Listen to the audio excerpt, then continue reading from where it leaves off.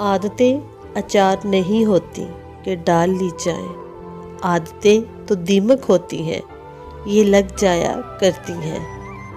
دانش اور دولت کی ذخیرہ اندوزی کرنے والے لوگ خیانت کے مرتکب ہوتے ہیں۔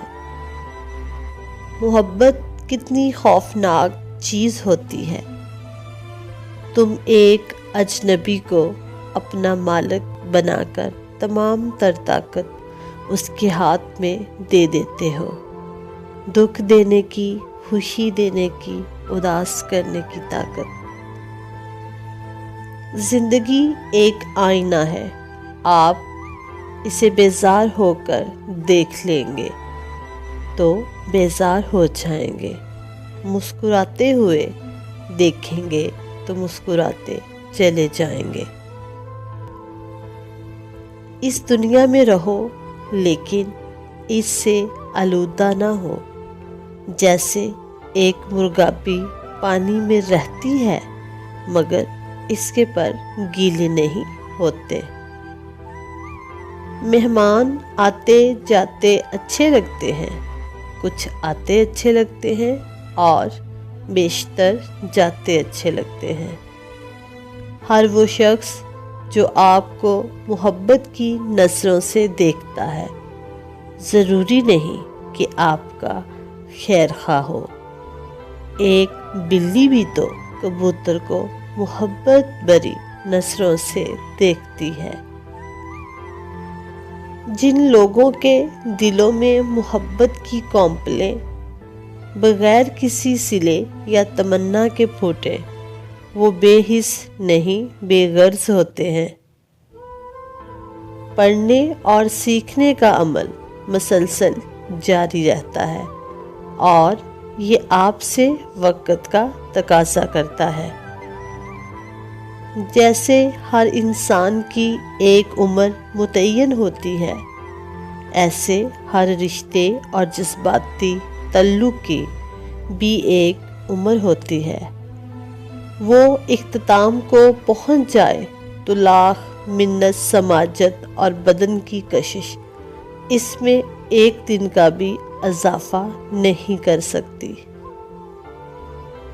بوجھ میں اگر محبت نہ ہو تو وہ بے شک ایک تنکے کا ہو، برداشت نہیں ہوتا۔ کوئی بھی عمل جب ٹرائل اینڈ ایرر کے مرحلے سے گزر کر ٹھوس تجربے کی صورت اختیار کر جاتا ہے تو پھر گاڑے اندھیرے میں بھی اسے کمال خوش اسلوبی سے سر انجام دیا جا سکتا ہے۔ جیسے بارش گرد آلود پتے کو ہرا بھرا کر دیتی ہے، ایسے آنسو دل پر جمے غم کے غبار کو دھو ڈالتے ہیں۔ اگر آپ کسی سے یہ توقع رکھتے ہیں کہ وہ آپ کے ساتھ اچھا رہے گا کیونکہ آپ اس کے ساتھ اچھے ہیں، تو یہ بالکل اسی طرح کی توقع ہے کہ شیر آپ کو نہیں کھائے گا کیونکہ آپ بھی شیر نہیں کھاتے۔ انسان اگرچہ ایک جانور ہے لیکن اسے سچ مچ کا جانور بنتے دیر نہیں لگتی۔ انسانی رشتوں کی بے حسی اسے بالآخر ایسا بنا دیتی ہے۔ زندگی اس قدر خوبصورت ہے کہ اسے خود سے ختم کر دینا ایک ایسا عمل ہے جس کے بعد آپ پچھتا بھی نہیں سکتے۔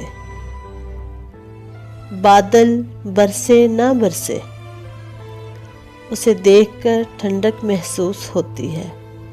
اولاد خدمت کرے نہ کرے، اسے دیکھ کر بھی دل میں ٹھنڈ پڑ جاتی ہے۔ مرنے والوں کو کوئی فرق نہیں پڑتا کہ ان کی قبروں پر ایک تاج محل تعمیر ہوتا ہے یا وہ بارشوں میں دنس کر ایک گھڑا بن جاتی ہیں اور اس میں کیڑے مکوڑے رینگتے ہیں، یا اس سے टेक लगाकर साईं लोग चर्च के सूटे लगाते हैं। बस ये है कि पीछे रह जाने वालों को बहुत फर्क पड़ता है। बेनाई सिर्फ तब नसीब में आती है जब आप अपनी खाक का सुरमा आंखों में लगाएं। पाँव गीले किए बिना समंदर तो पार किया जा सकता है, मगर आंसू बहाए बगैर जिंदगी नहीं गुजारी जा सकती।